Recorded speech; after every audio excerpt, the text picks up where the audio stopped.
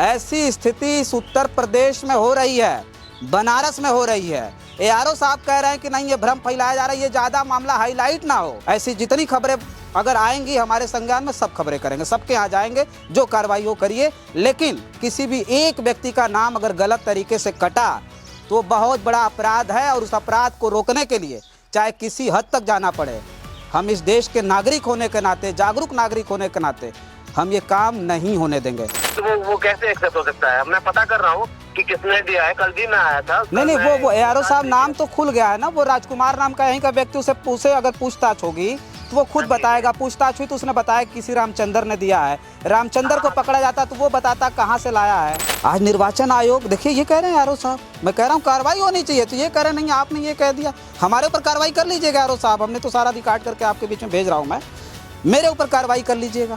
ऐसा कुछ है नहीं, तो फिर एक दूसरे पे आरोप लगा के एक दूसरे के पीछे भागना, हाँ। ये कहाँ की समझदारी है? नहीं, किसी के पीछे भागने वाली बात ही नहीं है। बात यह है कि BLO को ले जा करके दिया जा रहा है, ये दुस्साहस देखिए आप। आज ये हालात हो गया, निर्वाचन आयोग को इतना मजाक बना दिया कुछ लोगों ने। उसे लोगों ने पकड़ा भी था, बिठाया भी था कि नहीं भाई जो है तुमने फार्म दिया, तो उसने कहा हमने फार्म दिया। तुम्हें फार्म कौन दिया? तू बता रहा है रामचंद्र ने दिया, राजकुमार ने बताया रामचंद्र ने दिया।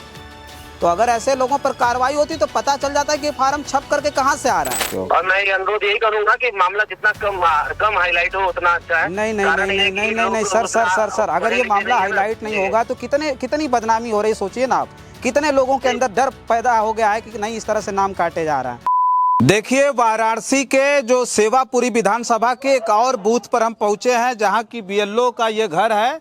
देख रहे 391 विधानसभा सेवापुरी, बूथ लेवल अधिकारी चमेला देवी। हम उनके घर पे पहुंचे हैं और पता चल रहा है कि इन्हें भी 100 से ज़्यादा फार्म नाम काटने के लिए मिला है, जो पूरी तरह से अवैध है।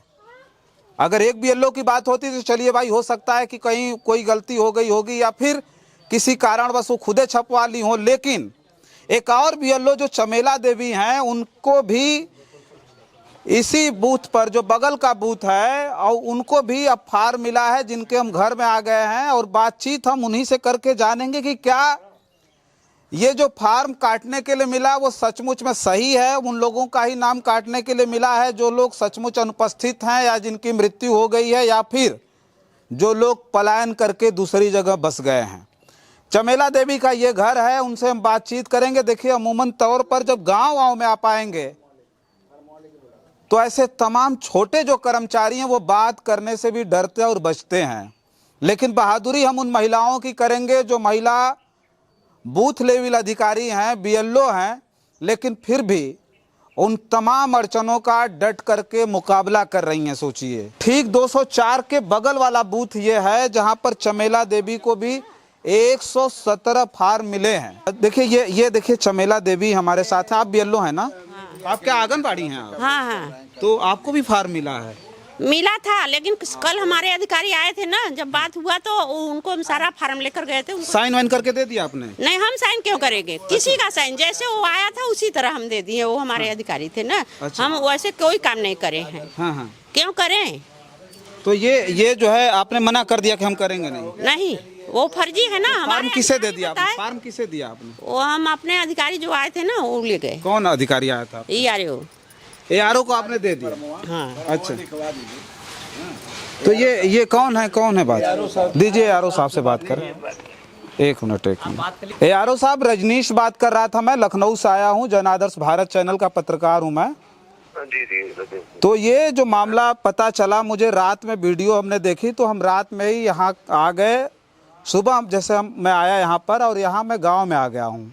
तो कौन सी वीडियो आपने देखी है? क्या मैं वो भी जान सकता हूँ, मतलब उसके बारे में? वो वीडियो वो थी जो 204 नंबर बूथ पर जो हुआ था ना कल, एक राजकुमार नाम का लड़का जो फार्म पहुंचा करके गया था वहाँ की BLO नजमा बानो को।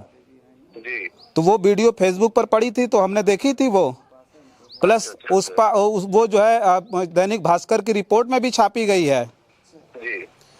तो उसी को हम कवर करने के लिए आए थे कि ये लोग कौन लोग हैं जो फार्म ला करके छपाया नाम छपा हुआ उसमें देखिए। और मैं कह रहा हूँ कि बहुत सारे ऐसे BLO होंगे जिनको बहुत जानकारी नहीं होगी, तो हो सकता है वो दबाव में भर करके दे दें। तो वही जानने के लिए हम यहाँ पहुँचे थे। मालती जी हैं जो सारे बीएलओ को जानकारी है भाई साहब। और पहली चीज, दूसरी चीज की कोई भी फॉर्म जो होता है वो एक्सेप्ट तब होता है, लिया तब जाता है, हाँ? जब उसपे जो देने वाले का नाम और देने वाले का हस्ताक्षर, देने वाले का एपिक नंबर होता है तो अच्छा। वो फॉर्म वैलिड होता है। तो वो फॉर्म जब वैलिड है ही नहीं तो उसपे हम लोग कैसे एक्सेप्ट उसको ले सकते हैं? कि आप ये सोचिए कि आप किसी का वोट कटवाने के लिए आवेदन कर रहे हैं, जब आप उसपे साइन ही नहीं है, न उसपे नाम है हाँ। देने वाले का, तो फिर वो कैसे एक्सेप्ट हो सकता है? मैं पता कर रहा हूँ कि किसने दिया है। कल भी मैं आया था। नहीं, वो ARO साहब नाम तो खुल गया है ना, वो राजकुमार नाम का यहीं का व्यक्ति, उसे अगर पूछताछ होगी तो वो खुद बताएगा। पूछताछ हुई तो उसने बताया किसी रामचंद्र ने दिया है। रामचंद्र को पकड़ा जाता तो वो बताता कहाँ से लाया है। तो ऐसे क्या नहीं, फॉर्म वैलिड होता हाँ तो भी कोई बात होती ना। फॉर्म तो साइन है ही नहीं उसपे। हाँ। एपिक नंबर जब भाई आप ये सोचिए कि आप कहीं आवेदन करते हैं, हाँ। तो आप आवेदन करेंगे तो अपना नाम या हस्ताक्षर तो करेंगे ना, लिखेंगे कि उसपे कि नहीं? बिल्कुल उसपे बिल्कुल। ऐसा कुछ है ही नहीं, तो फिर एक दूसरे पे आरोप लगा के एक दूसरे के पीछे भागना, हाँ। ये कहाँ की समझदारी है? नहीं, किसी के पीछे भागने वाली बात ही नहीं है। बात यह है कि बीएलओ को ले जा करके दिया जा रहा है। ये दुस्साहस देखिए आप, आज ये हालात हो गया। निर्वाचन आयोग को इतना मजाक बना दिया कुछ लोगों ने। आप ये सोचिए ना कि समाज में शासन जो सरकार शासन चला रही है, हाँ। तो उसमें सौहार्द बिगाड़ने के लिए इस तरह से कुछ लोग कर सकते हैं ना। हाँ। वो प्रयास में जब वो लोग फॉर्म की जो मानक है वो पूरे ही नहीं है, तो उससे कुछ आगे कैसे किया जा सकता है? अच्छा। नहीं तो वही तो हम चाहते हैं कि सौहार्द न बिगड़े, ऐसे लोगं पर कार्रवाई हो जाए तो कोई फिर हिम्मत नहीं करेगा। जब आप अखबार में आप छापेंगे या जो इसको आगे बढ़ाएंगे, हाँ। तो जो नहीं भी ये चीज जान रहा है वो भी तरह तरह के कयास लगाएगा। जैसे मान लीजिए आपने वीडियो देखा कि यहाँ पे ऐसा कुछ हुआ, हाँ। तो आपके मन में एक बात आई, आप आए यहाँ पूछने के लिए। उसी तरह से जो लोग हैं, जो वोटर्स हैं, उनके मन में भी आएगा। वो तो इतने आपके जितने पढ़े लिखे नहीं है, हाँ। तो वो उनके मन में आएगा ना कि इस तरह की चीजें हो रही हैं, परेशान किया जा रहा है या नाम कटने, तो ऐसा तो जबकि कुछ है ही नहीं। हाँ, तो फिर वो उनके मन में भ्रांति तो आ जाएगी ना। हाँ नहीं, वो तो नहीं, भ्रांति तो क्यों नहीं आएगी? क्यों? मैं तो वही तो कह रहा हूँ। सुनिए सर सुन लीजिए, मैं वही तो कह रहा हूँ कि इतना दुस्साहस लोगों का कैसे हो जाता है कि फॉर्म छपा ला करके बीएलओ को थमा रहे हैं। ऐसे लोगों पर कार्रवाई नहीं होगी, ऐसे लोग मनबड़ होंगे। जब इसी तरह से करते रहेंगे तो जाहिर सी बात है विश्वास लोगों का उठेगा। अगर वो फॉर्म पे साइन होता, नाम होता, तब तो हम किसी को डिनोट कर लेते कि तो साइन करने के लिए तो सर साइन करने के लिए तो बीएलओ को भेजा जा रहा है। नहीं, फॉर्म देने वाले का साइन। आप तो खुद समझदार हैं। आवेदक का हम सही है, ठीक, मैं कह रहा हूँ आपके बारे में जानते हैं।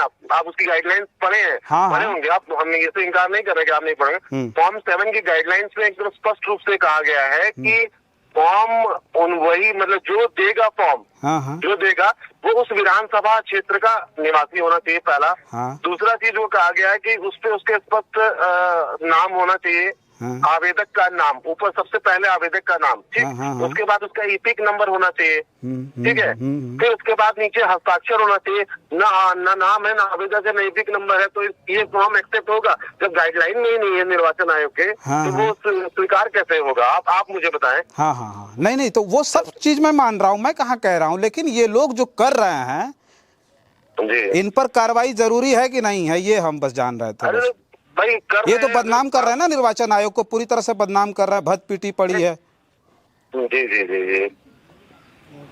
तो मैं कह रहा हूँ, जब यहाँ के लोगों ने बताया, हमने बयान लिया, लोग कह रहे हैं राजकुमार आया था, रामचंद्र है, ऐसे लोगों पर कार्रवाई कर दीजिए, तुरंत सब कुछ हो जाएगा मामला। बदनाम कर रहे हैं निर्वाचन आयोग को ना, उसमें हमारी आस्था है ना, देश के लोगों की आस्था निर्वाचन आयोग में होती है। बिल्कुल नहीं, निर्वाचन आयोग की गाइडलाइन के अनुसार ही तो कोई काम होता है। हाँ। उनकी गाइडलाइन में जब वो चीजें नहीं है तो वो चीज एक्सेप्ट होगी ही कैसे? आप बताएं। नहीं, एक्सेप्ट हो ना हो, लेकिन ऐसे लोगों पर कार्रवाई हो, हम ये चाहते हैं।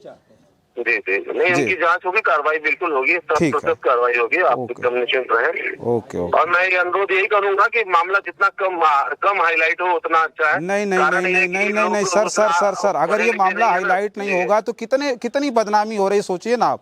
कितने लोगों के अंदर डर पैदा हो गया है कि नहीं इस तरह से नाम काटे जा रहा है।